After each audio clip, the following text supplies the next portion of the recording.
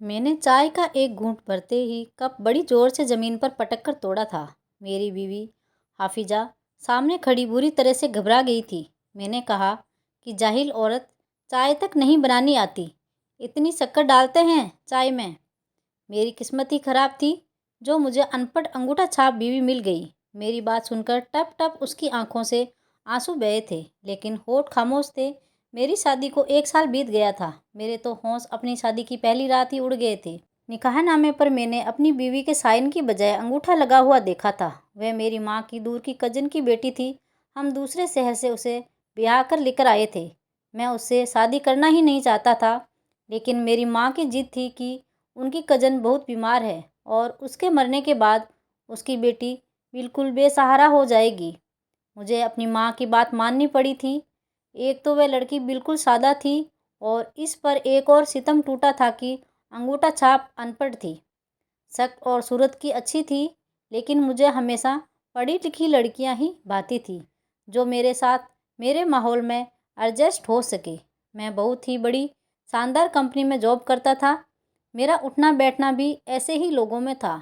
जब किसी पार्टी में जाता तो अपने ऑफिस के कलीग की बीवियों को देखकर मेरी भी ख्वाहिश होती कि मेरी बीवी भी ऐसी हो, क्योंकि वह भी पढ़ी लिखी और जॉब करती थी। अपने हस्बैंड के साथ घर चलाने में उनकी मदद करती थी।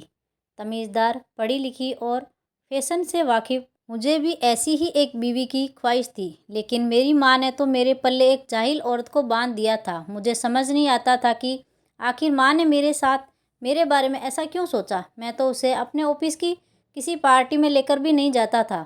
कैसे लेकर जाता, उसे तो इंग्लिश का कोई वर्ड भी बोलना नहीं आता था, इसलिए ले जाकर मैं अपनी बेइज्जती करवाना नहीं चाहता था। मेरी बीवी मेरे लिए शर्मिंदगी की वजह थी, इसलिए कभी भी मेरे अच्छे रवैये की हकदार नहीं रही। पहले पहल तो मैं माँ से हर वक्त लड़ता रहता था कि आपने मेरे साथ ये जुल्म क्यों किया। मेरे लिए यही जाहिल गंवार अंगूठा छाप ही रह गई थी। मेरी माँ मुझे उल्टा डांटने लगती, कहने लगती, तुम्हारे लिए तो मैंने हीरा पसंद किया था, पर मैं नहीं जानती थी कि तुम इसकी कद्र नहीं करोगे। मैं अपनी माँ का मजाक उड़ाने लगता। हीरा ऐसा होता है, अंगूठा छाप और अनपढ़। मैं हर वक्त अपनी बीवी हाफिजा को उसके अनपढ़ होने का ताना देता रहता था, लेकिन उसने कभी भी पलटकर मुझे जवाब नहीं दिया था। बस सर झुकाए किसी मुजरिम की तरह मेरे सामने खड़ी रहती थी, कुछ नहीं कहती थी। मैं कहता कि मैं अपने दोस्तों के घर जाऊं तो उनकी बीवियां बड़े अच्छे से चाय पेश करती है, चीनी अलग से रखती है, दूध अलग होता है, लेकिन एक तुम हो, तुम्हें किसी चीज़ की तमीज़ ही नहीं है। वह कहने लगी कि मैं कोशिश करती तो हूँ कि आपको मुझसे कोई शिकायत ना हो, लेकिन मुझे वह कभी भी एक आंख नहीं भाती थी। ना उसका पहनना ओढ़ना मुझे पसंद था। हर वक्त सर पर दुपट्टा लपेटे एक परवीन बनी रहती थी। मैं यही सोचता कि मेरा पता नहीं कौन सा गुनाह था जो खुदा ने मुझे ऐसी बीवी दे दी जिसे मैं देखना भी नहीं चाहता। मेरी बीवी खाना बहुत अच्छा बनाती थी। जब से उसे ये पता चला कि मुझे बिरयानी पसंद है, वह हफ्ते में एक बार बिरयानी ज़रूर बनाती थी, जो कि बहुत मज़े की होती थी। जब मैं ऑफिस के लिए निकलने लगता तो वह टिफ़िन रेडी करके दे देती और कहती कि बाज़ार का खाना मत खाया करें, सेहत खराब होती है। मैं कहता कि मैं बच्चा नहीं हूँ कि ये टिफ़िन उठा उठा कर ऑफिस जाता फिरूँ। वहाँ ऑफिस में बहुत अच्छा खाना आता है और बहुत अच्छे होटल से आता है। एक बार वह कपड़े प्रेस कर रही थी कि मेरी फेवरेट शर्ट उससे जल गई। यह देखकर वह बहुत ज़्यादा परेशान थी, लेकिन जब मैंने अपनी पसंदीदा शर्ट जली हुई देखी तो मुझे इतना गुस्सा आया कि मैंने 2 थप्पड़ उसके मुंह पर जड़ दिए। मैंने कहा, हाथ टूटे हुए थे क्या तुम्हारे? ठीक से कपड़े भी प्रेस करने नहीं आते? तुम जाहिल औरतों का यही मसला होता है। मेरी माँ फौरन अपने कमरे से बाहर आई और कहने लगी, ये क्या कर रहे हो? क्या तुम जानवर हो? मैंने कहा, माँ, इससे कहें कि अपनी शक्ल दूर करे मेरे सामने से, वरना मैं इसका हुलिया बिगाड़ दूंगा। कमीनी ने मेरी शर्ट जला दी थी। उसके दोनों गालों पर मेरी उंगलियों की छाप पड़ी हुई थी। मेरा गुस्सा किसी तरह कम नहीं हो रहा था। मेरी माँ कहने लगी, वैसे तो तुम हर वक्त इसे जाहिल होने का ताना देते हो, लेकिन बीवी पर हाथ उठाकर जाहिलियत का सबूत तो तुमने दिया है। मैंने कहा, इस औरत की औकात ही यही है कि इसे दिन रात जूते मारे जाए। मैंने अपनी शर्ट पकड़ी और लपेटकर हाफिजा के मुंह पर दे मारी। मैंने कहा, इसे अपने पास ही रखो। इन्हीं दिनों एक खूबसूरत लड़की मेरे ऑफिस में जॉब कर रही थी, जिससे मेरी काफ़ी अच्छी बातचीत होने लगी थी। पढ़ी लिखी थी, खूबसूरत थी और फिर मुझसे हँस हँस कर बातें भी करती थी। वह मुझे बहुत अच्छी लगने लगी थी। जब से वह मेरी ज़िंदगी में आई थी, मुझे अपनी बीवी से और भी ज़्यादा नफ़रत होने लगी थी, क्योंकि अगर मेरी शादी हाफिज़ा से ना हुई होती तो ज़रूर मैं रेशमा से ही शादी करता। लेकिन मेरी माँ की ज़िद की वजह से मैं अपने सर्किल में किसी को मुंह दिखाने के काबिल नहीं रहा। मेरे कई दोस्त मुझसे कह चुके थे कि तुम पार्टी में बीवी को क्यों नहीं लाते हो। मैं उन्हें क्या जवाब देता कि मेरी बीवी को पहनने ओढ़ने का ढंग तक नहीं है। मैं कहता कि मेरी बीवी पर्दा करती है और मेरी माँ को भी पसंद नहीं कि वह किसी पार्टीज में सख्त शिरकत करे। ये बात कहकर मैं टाल देता था। मैं बात बात पर हाफिजा को डांटता रहता था, चाहे उसकी गलती होती या ना होती। वह चुपचाप मेरी हर बात सुनती थी। कभी कभी तो मुझे लगता था कि जैसे वह पत्थर की बनी हुई है, वरना रोज़ इतनी बेइज्जती कौन बर्दाश्त करता है। कुछ दिनों से मेरी माँ बहुत ज़्यादा बीमार थी। हाफिजा उनकी भी सारी खिदमत अकेले ही करती थी। अब मुझे इस बात तक का एहसास नहीं था कि मेरी बीवी दिन भर कितने काम करती है। मुझे अपने ऑफिस के कॉलीग रेशमा से मोहब्बत हो गई थी, लेकिन मैं जानता था कि मेरी माँ कभी भी मेरी शादी उससे नहीं होने देगी। मेरी माँ की बीमारी उन्हें कब्र तक ले गई थी। उनकी इस दुनिया से आंखें बंद हो गई। मेरी ज़िंदगी बदल गई थी। अपनी माँ की वजह से जो थोड़ा बहुत लिहाज में कर जाता था, वो मैंने बहुत जल्द ख़त्म भी कर दिया था। जब भी मेरा रोज़मर्रा का काम ख़राब होता, मैं हाफिजा को थप्पड़ मार देता और वह चुपचाप खा लेती थी। एक बार ऑफिस जाने से पहले हाफिजा ने बस जूते पॉलिश करके रखने में ज़रा देर कर दी थी।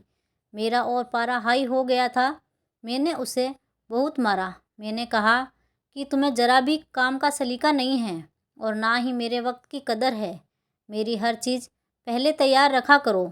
जिस तरह मैंने उस पर हाथ उठाया था, मुझे लग रहा था कि मैं घर आऊँगा तो वह मायके जा चुकी होगी, क्योंकि आज मैंने उसे बहुत मारा था।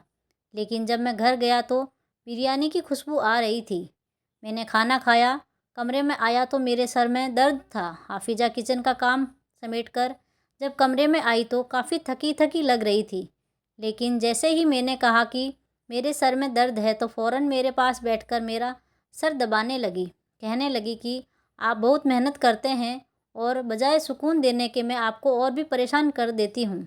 हालांकि मेरी पूरी कोशिश होती है कि मुझसे कोई शिकायत ना हो, लेकिन पता नहीं क्यों कोई ना कोई कमी रह जाती है। मैं उसकी बातें सुनकर कभी कभी बड़ा हैरान होता था। कैसी औरत थी वह, मेरी शिकायत भी मुझसे ही लगा रही थी। मैं उसकी बातें सुन रहा था। कहने लगी कि मैं बहुत कोशिश करती हूँ कि आप मुझसे खुश रहें, जैसे बाकी मियाँ बीवी एक दूसरे से साथ बातें करते हैं, आप भी मेरे साथ ऐसे ही बातें करें। सुबह जब घर से जाएं तो प्यार से मुझसे बात करके जाए। मैं आपको दरवाजे तक छोड़ने जाऊं, फिर वापस आएं तो मैं जो भी खाना बनाऊं आप उसकी तारीफ़ करें। हम बिल्कुल खुश रहें, हमारी कभी भी लड़ाई ना हो। ऐसी ही ज़िंदगी चाहती हूँ। लेकिन फिर भी ना जाने क्यों मुझसे गलतियाँ हो जाती है और आप मुझे डांट देते हो। वो मुझे ये सब कुछ कह रही थी। मैं आंखें मूंद कर उसकी हर एक बात सुन रहा था। मर्द था ना, इसलिए मेरे दिमाग पर ये बातें कुछ खास असर नहीं कर रही थी। शायद इसकी वजह ये भी थी कि मुझे ये पसंद नहीं थी। तभी मुझे अपने माथे पर नमी महसूस हुई। ऐसा लगा जैसे मेरे माथे पर पानी की बूंदें गिरी हो। जैसे ही मैंने आँख खोलकर देखा तो वह रो रही थी। उसके आंसू टप टप मेरे माथे पर गिर रहे थे। मैं अगले पल उठ बैठा था, अपने रुमाल से उसके आंसू साफ किए थे। इससे पहले कि मैं कुछ कहता, अगले पल वो मेरा कंधा थाम कर रोने लगी थी। वह फूट फूट कर रो रही थी, लेकिन फिर भी उसने अपनी आवाज़ कमरे से बाहर जाने नहीं दी थी। रोते हुए कहने लगी कि मुझे माफ़ कर दें, आप मेरे साथ वैसे रहा करें जैसे बाकी शौहर रहते हैं। वह रो रही थी और मैं कितनी देर बिल्कुल चुपचाप उसे देखता रहा। फिर मेरा हाथ खुद ही उसकी तरफ बढ़ा था। मैंने उसके सर पर थपकी दी और कहने लगा कि रो क्यों रही हो? अरे पागल, मैं तो रोज़ ही तुम्हें डांट देता हूँ। कई बार काम की थकावट इतनी होती है कि कुछ समझ नहीं आता, तो तुम्हें डांट देता हूँ। तुम पर गुस्सा निकल जाता है, लेकिन आइंदा मैं कोशिश करूँगा कि तुम्हें ना डांटूँ। ज़रा नर्म लहजे में उससे बात कर रहा था, क्योंकि वह बहुत रो रही थी और उस वक्त मेरे पास इन अल्फाज के अलावा उसके लिए कुछ भी नहीं था। मैं बेड पर टेक लगाए आंखें बंद किए बैठा था तो वह भी मेरे साथ ही मेरा कंधा पकड़कर बैठ गई। उसने अपना सर मेरे कंधे पर रखा हुआ था, फिर आंखों से आंसू साफ करते हुए कहने लगी कि आपको पता है आज सुबह आपने क्या कहा था? मैं वहीं सोच सोच कर सारा दिन रोती रही। मैं सोचने लगा कि मैंने तो गुस्से में उसे बहुत कुछ कह दिया था। जो कुछ मुंह में आता था बस बड़बड़ाता चला जाता था।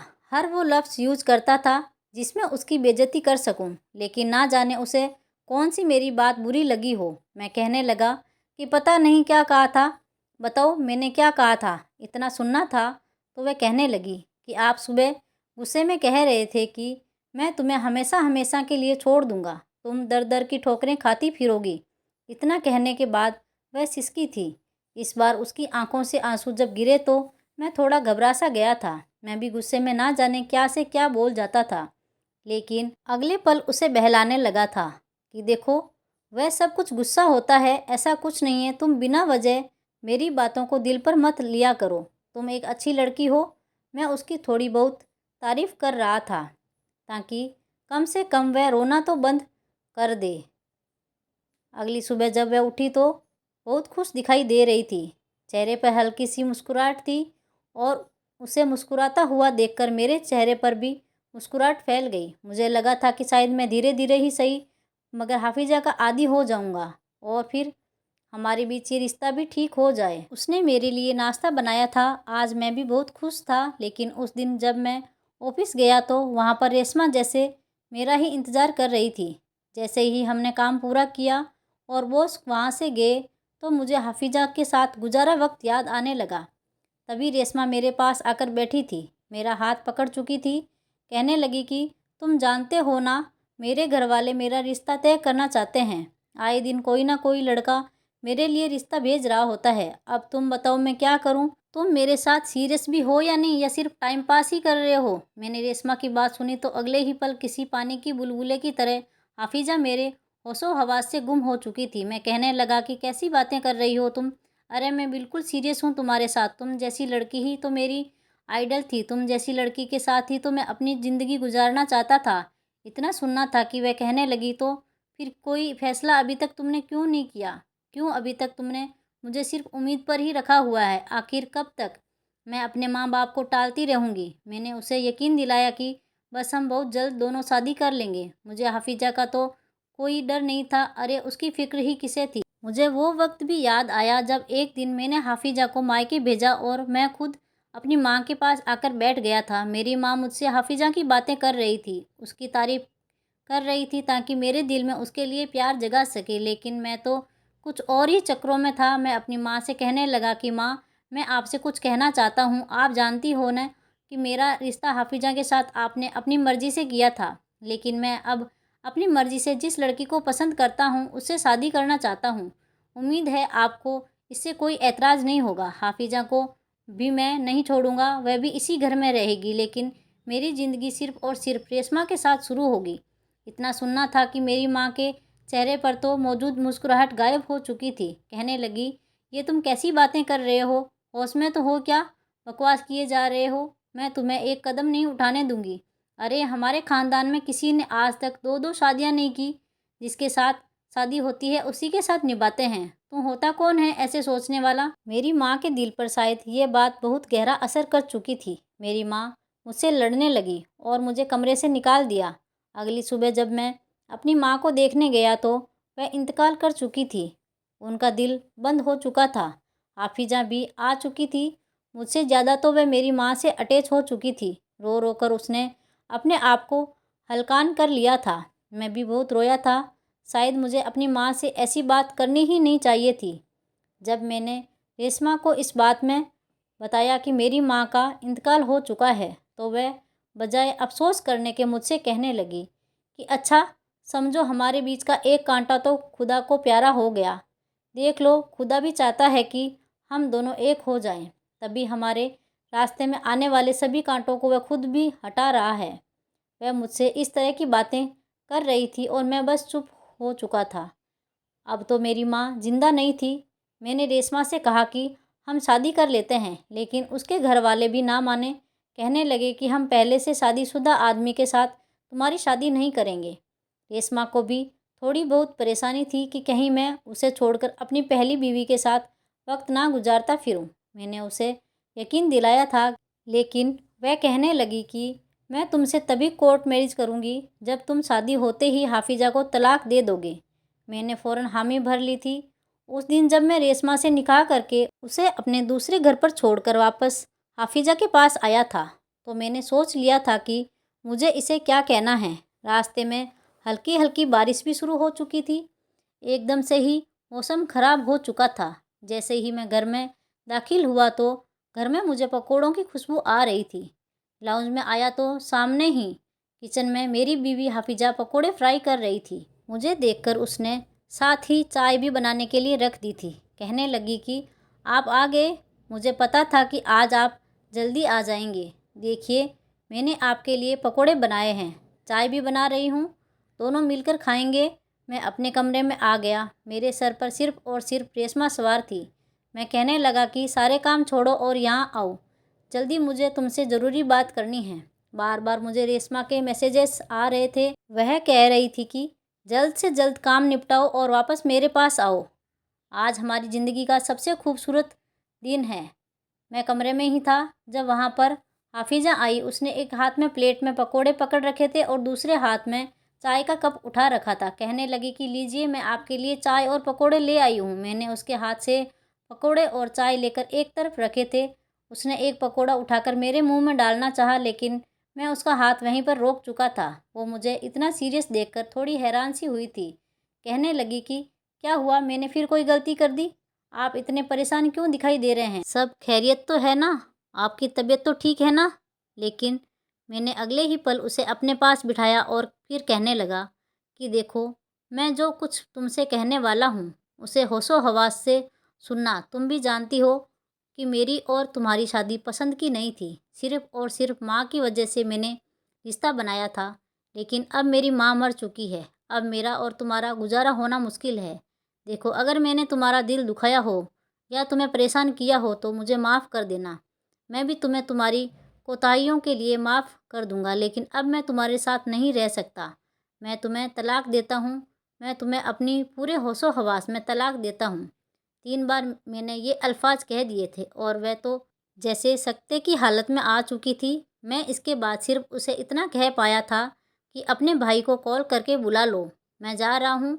मैंने वापस पलट कर नहीं देखा कि हाफिज़ा किस हाल में खड़ी है, क्या कहना चाहती है, लेकिन शायद उसकी रूह चीख चीख कर मुझे बुला रही थी। मैं उसे उसी हाल में छोड़कर वहाँ से चला आया था। रेशमा मेरा इंतज़ार कर रही थी। 2 दिन तक मैं रेशमा के ही साथ रहा। वह बहुत खुश थी। बाकायदा मैंने आवाज़ रिकॉर्ड करके भी उसे भेजी थी, जिसमें हाफिजा का नाम लेकर मैं उसे तलाक दे रहा था। फिर उस घर से बाहर निकल आया था। रेशमा बहुत खुश थी। हमने एक साथ अपनी ज़िंदगी गुजारने के लिए कई ख्वाब देख रखे थे। 2 दिन बाद जब मैं वापस अपने घर आया तो सब कुछ वैसा का वैसा ही था। हर चीज़ सलीके से पड़ी हुई थी। किचन में गया तो कढ़ाई ही पड़ी थी। पकोड़ों का मसाला जो उसने बनाकर रखा था एक तरफ पड़ा खराब हो चुका था। पकोड़े भी ऐसे ही ट्रे में पड़े थे। अपने कमरे में आया तो हर चीज़ वैसे की वैसी ही पड़ी थी। सामने साइड टेबल पर प्लेट में पकोड़े और चाय पड़ी थी। सब कुछ वैसे का वैसा ही था, लेकिन यहाँ पर हाफिजा नहीं थी। शायद वह मायके जा चुकी थी। मुझे बेड पर एक रिपोर्ट पड़ी हुई दिखाई दी। मैंने जब जाकर उस रिपोर्ट को खोला तो जैसे मेरे जिस्म में करंट सा दौड़ चुका था, क्योंकि उस रिपोर्ट में लिखा था कि हाफिजा प्रेग्नेंट है। मेरा तो जिस्म कांप चुका था, लेकिन बहरहाल मैं रेशमा के साथ खुश था। मैं रेशमा के साथ अपनी हंसी खुशी ज़िंदगी गुजारने लगा। वह पढ़ी लिखी लड़की थी, खूबसूरत थी, जवान थी और भला की हसीन थी। जॉब भी करती थी। हम दोनों एक ही कंपनी में जॉब करते थे। हमारे बच्चे भी हमारी तरह ज़हीन थे। लेकिन अब मैं 4-5 दिन तक एक सूट पहने रखता था। कोई मुझसे ये कहने वाला नहीं था कि ये सूट बदल लो, गंदा हो गया है। मैंने नए कपड़े प्रेस करके रखे हैं, वह पहन लो। पहले जो मेरी मनपसंद बिरयानी और खाना बना रहते थे, वह अब बनना बंद हो चुके थे। अगर मुझे खाने भी होते थे तो बाहर से ऑर्डर करना पड़ता था, क्योंकि रेशमा कहती थी कि मुझे खाना बनाना नहीं आता। मैं तो बस बाहर से फास्ट फूड ही खाती हूँ। मेरी ज़िंदगी अजीब उलझनों में घिरती चली जा रही थी। बच्चे भी इंतहा के बदतमीज़ थे। हर वक्त शरारतें और शोर शराबा हुआ करता था। रेशमा के साथ मेरा ताल्लुकात अब पहले जैसा नहीं रहे थे। वह काफ़ी बदल चुकी थी, बात बात पर मुझे टोकती थी, ताने देती थी। मुझे अब हाफिजा की बहुत याद आती थी, जो कि एक मिसाली बीवी थी। वह अपने शौहर के साथ खुश होगी। हाफिजा को तलाक दिए पूरे 9 साल हो चुके थे। इन 9 सालों में मुझे उसकी कद्र हो चुकी थी। मेरी आंखों के पास काले निशान पड़ चुके थे। रेशमा मुझे अपने दोस्तों से मिलवाते हुए कतराती थी। मैंने अपना बहुत इलाज करवाया, लेकिन इसके बावजूद डॉक्टर कहते कि मुझे कोई बीमारी नहीं। शायद ये हाफिजा के साथ किए जाने वाले नाइंसाफ़ी है कि मुझे आज कहीं पर भी चैन नहीं है। सब कुछ होते हुए भी मैं खुद से अधूरापन महसूस कर रहा हूँ। एक दिन मैं बच्चों को स्कूल छोड़ने गया तो वहाँ पर मुझे हाफिजा मिली। उसे देखकर मैं खुद को रोक नहीं पाया था। उसके साथ एक 8 साल की लड़की भी थी, जो बिल्कुल मुझसे मिल रही थी। मैं उसे देखकर तड़प गया। मैं हाफिजा के पास गया तो वह भी मुझे देखकर चौंक गई थी। मुझे देखकर उसकी आंखों में आंसू आ गए थे। मैंने उसे पूछा, कैसी हो? वह कहने लगी, जैसे आपको दिख रही हूँ। वह बहुत कमज़ोर सी लग रही थी। मैंने उससे पूछा, ये बेटी मेरी है ना? उसने कहा, हाँ जी, ये आपकी ही बेटी है। मैंने उसे प्यार किया। फिर हाफिजा से कहने लगा कि तुम्हारे हस्बैंड कैसे हैं? यहीं रहती हो तुम? उसने कहा कि हाँ, रहती तो यहीं हूँ, मगर मैंने शादी नहीं की क्योंकि हमारी तलाक ही नहीं हुई थी। जब आपने मुझे तलाक दी थी तब मैं उम्मीद से थी। मुझे ये सुनकर पता नहीं क्यों एक खुशी का एहसास हुआ था। मैं उससे कहने लगा, तुम यहाँ क्या कर रही हो? वह कहने लगी, गुड़िया यहीं पढ़ती है और मैं यहाँ पर आया की जॉब करती हूँ। मैंने उससे पूछा, तो तुम मायके नहीं गई थी क्या? वह कहने लगी, गई तो थी, मगर मेरा वहाँ कोई नहीं बचा था। मेरी माँ नहीं तो कोई भी नहीं, इसलिए मैं वापस आ गई थी। फिर किसी तरह रहने के लिए किराए पर एक घर ढूंढा और स्कूल के चक्कर लगाने लगी, कहीं मुझे आया की नौकरी मिल जाए। क्योंकि मैं अनपढ़ थी, इसलिए मैं सिर्फ यही नौकरी कर सकती थी। मुझे स्कूल में नौकरी मिल गई। फिर वह पूछने लगी, आपके बीवी बच्चे कैसे हैं? मैंने कहा, क्या बताऊँ, जब से तुम्हें छोड़ा है तभी से ज़िंदगी का सुकून ख़त्म हो चुका है। मुझे अपनी गलती का बहुत पछतावा है। मैंने तुम्हें छोड़कर बहुत बड़ी गलती कर दी। हो सके तो मुझे माफ़ कर दो। वह कहने लगी, अरे अरे, आप मुझसे माफ़ी मांगकर मुझे गुनाह में शामिल कर रहे हैं। आप आज भी मेरे शौहर हैं। मैं उसे कहने लगा, हाफिजा, क्या ऐसा हो सकता है कि तुम मेरे साथ घर चलो? अब मैं बहुत बदल गया हूँ। तुम्हें वह सारी खुशियाँ दूंगा जिनकी कि तुम हकदार हो। मेरी बेटी भी अपने बाप के प्यार के लिए तरसती रही होगी। मैं उसे वह सारा प्यार देना चाहता हूँ। मगर हाफिजा ने फ़ौरन मना कर दिया। कहने लगी, नहीं, अब नहीं, अब बहुत देर हो चुकी है। आपने जो मेरे साथ किया, भले मैं उसे माफ़ भी कर दूँ, मगर अब आपके साथ नहीं रह सकती। और हो सके तो इस बात को भी भुला दीजिएगा कि हमारी तलाक नहीं हुई थी। मैं एक तलाकशुदा की ही ज़िंदगी गुजार रही हूँ। मेरे अंदर अब जीने की चाह नहीं बची। मैं बस अपनी गुड़िया के लिए ही जी रही हूँ। मैंने उससे बहुत रिक्वेस्ट की, मगर वह ना मानी। उसने कहा कि मैं बस इतना कर सकती हूँ कि आपका जब दिल चाहे आप अपनी बेटी से मिलने के लिए आ सकते हैं। अब आप जा सकते हैं। मैं अपना मुंह लिए रह गया और घर लौट आया। शायद मेरी यही सज़ा थी कि हाफिजा मेरी बीवी होते हुए भी मैं उसके साथ नहीं रह सकता था। मुझे जैसे तैसे अपनी ज़िंदगी रेशमा के साथ ही गुजारनी थी। तो दोस्तों, इस कहानी को लेकर आपकी क्या राय है, कमेंट बॉक्स में ज़रूर बताएं। और अगर कहानी अच्छी लगी हो तो प्लीज़ लाइक करें। अगर आपने हमारे चैनल को अभी तक सब्सक्राइब नहीं किया हो तो ज़रूर कर लीजिए। तो मिलते हैं ऐसी ही एक और मोटिवेशनल कहानी के साथ। Thanks for watching.